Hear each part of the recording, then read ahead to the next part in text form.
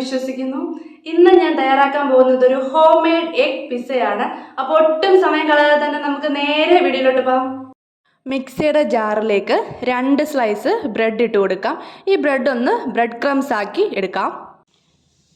ഞാനിവിടെ 3 മുട്ടയാണ് എടുത്തിരിക്കുന്നത്. ഈ മുട്ടയിലേക്ക് കുറച്ച് ഉപ്പ്, കുറച്ച് ചില്ലി ഫ്ലേക്സ്, കുറച്ച് കുരുമുളക് ഇതെല്ലാം കൂടി ആഡ് ചെയ്ത് കൊടുത്തിട്ട് ഒന്ന് ബീറ്റ് ചെയ്ത് മാറ്റി വെക്കാം. പാൻ ചൂടാവുമ്പോൾ അതിലേക്ക് കുറച്ച് ഓയിൽ ഒഴിച്ചു കൊടുക്കാം.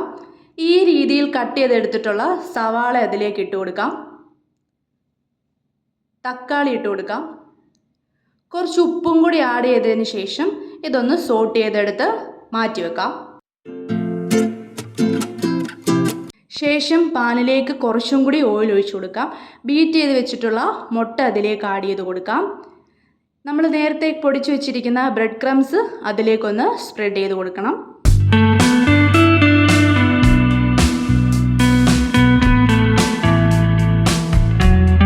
ഇനി ഇത് നമുക്കൊന്ന് മറിച്ചിട്ട് കൊടുക്കാം.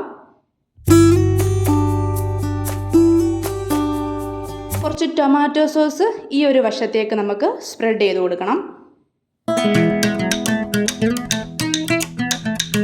ശേഷം അതിൻ്റെ മുകളിലേക്ക് കുറച്ച് ചീസ് ആഡ് ചെയ്ത് കൊടുക്കാം.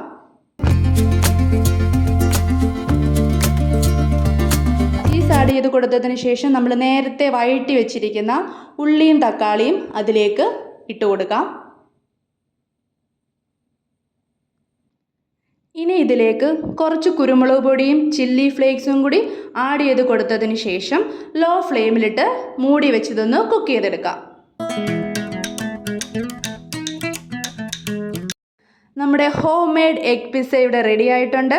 എല്ലാവരും ഇതൊന്ന് ട്രൈ ചെയ്ത് നോക്കണം. നല്ല ടേസ്റ്റാണ് കഴിക്കാനായിട്ട്. വീഡിയോ ഇഷ്ടമായെങ്കിൽ ലൈക്ക് ചെയ്യുക, ഷെയർ ചെയ്യുക, കമൻറ്റ് ചെയ്യുക. അതുപോലെ ഒന്ന് സബ്സ്ക്രൈബ് കൂടി ചെയ്തേക്കണേ. Bye bye.